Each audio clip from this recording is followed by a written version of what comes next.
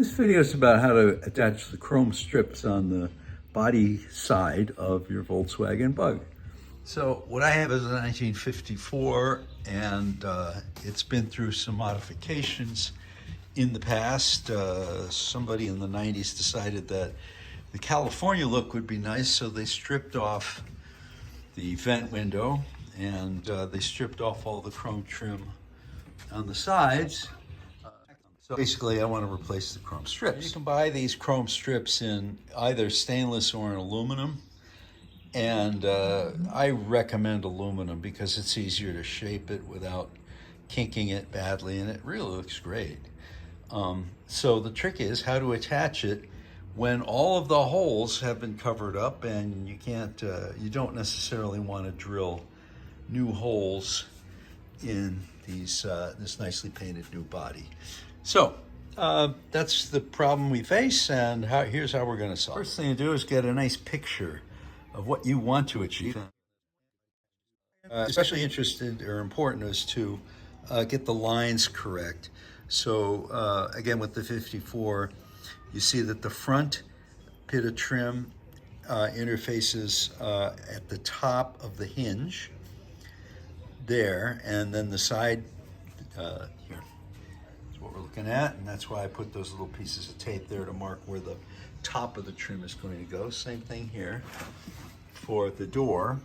On the door, the trim has to go just above the door handle, and then you want that to be continuous and straight with the rear piece.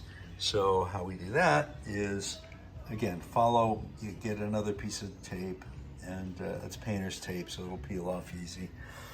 And just get another piece of painter's tape to mark the top of where you want the trim to end. And on the next piece, you just have it in line, so the line will follow all the way to the rear. And in the rear, one more piece of tape to mark the end point. So now we have sort of a template for where the trim is going to go once it's all in place. Now when you buy these chrome trim pieces, they come with a little bit of curvature to them, a little bit of bending, and it turns out there is a right side and a left side to the set. You get a total of 6 pieces of trim for the sides, and you get the large single piece for the hood. And they do have a little bit of curve in them, but not enough. So you have to do the job of bending them to shape to get it really correct in place.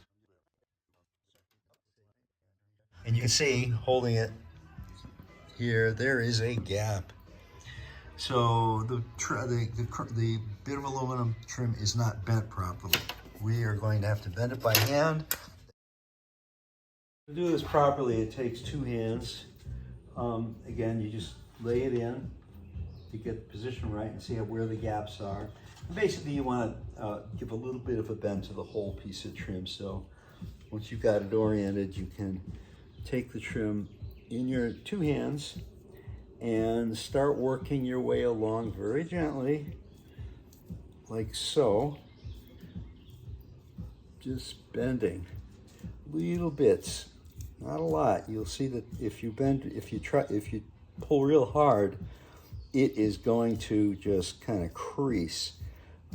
Which is nasty, and in some cases you can pull it out, but the best thing to do is not crease it to begin with. So you kind of work it gently again.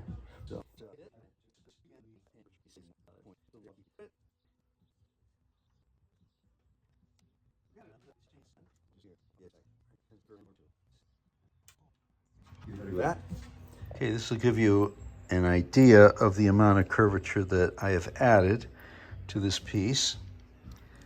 And when you lay it into the body and you get your touch point near the hinge there and your touch point at the end point here, you see that it's just touching the body all the way along here very nicely. I hardly have to push this piece at all, and it's at a completely tangent touch for the whole distance. Okay, that's pretty good. So How do we get it to attach now? A very good solution is this 3M Super Strength molding tape, available at your auto stores and online also. You can get it at Amazon. It comes in 2 widths that will be useful to you. There is a 1/2 inch width and a 1/4 inch width. Here's a roll of the 1/4 inch width. Here's a roll of the 1/2 inch width. A few tools that are useful: a Sharpie magic marker, and a good scissors and a tweezer. And we'll start with the thin 1/4 inch material. And we're going to lay one layer of the 1/4 inch material right in the center of the channel. There, and we're going to lay it for the whole length of this piece. So give yourself a nice clean start right in the center of the channel, and then you can follow it along with your finger. You can use the end of the Sharpie to evenly press the tape into the channel.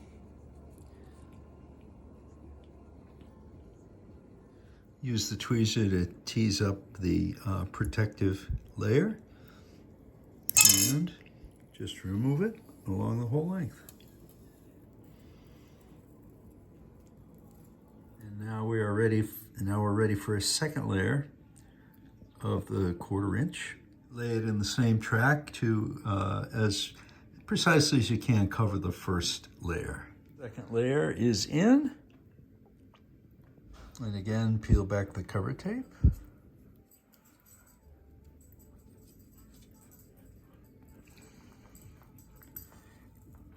Repeat this process twice more for a total of 4 layers of the 1/4 inch tape. So after 4 layers are in place, we have effectively filled the channel,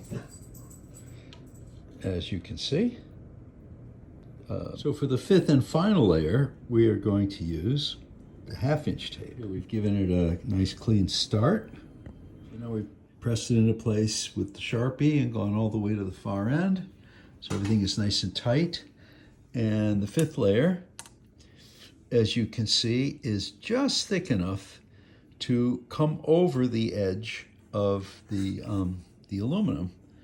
If you hold it like so, you can see that the actual tape, the sticky tape, will be sitting just barely above the edge of the trim piece. So you can repeat the whole process for the front trim piece, the door trim piece, and the rear trim piece. And here you can see they're all ready. They've all been bent appropriately to match the metal on the car. So attaching it to the car is pretty straightforward. You take the tweezers again, peel off the protective layer, and then you lay it, the trim piece. You really only have one shot at this, so you got to be super careful. It helps to have 2 people. So I'm not going to do it right now. I'm one person. I only have one hand on this while I'm videoing. But you get 2 people, get one person on this end, one person on this end, take the tape off and lay the piece down. Lay it right into the car, matching the line all the way along. And this is the result. I'm on the other side of the car, but this one I already did using 2 people.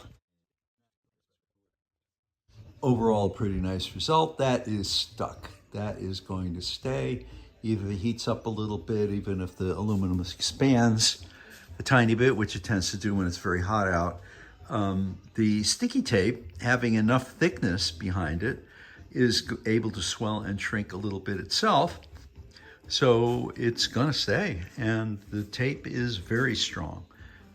It was designed for these purposes, as far as I can tell. So thank you, 3M. And here we have a decalifornicated car. We're getting closer anyway. A little bit at a time, folks. Okay, that's it. Hope you enjoyed the video and find it of some use.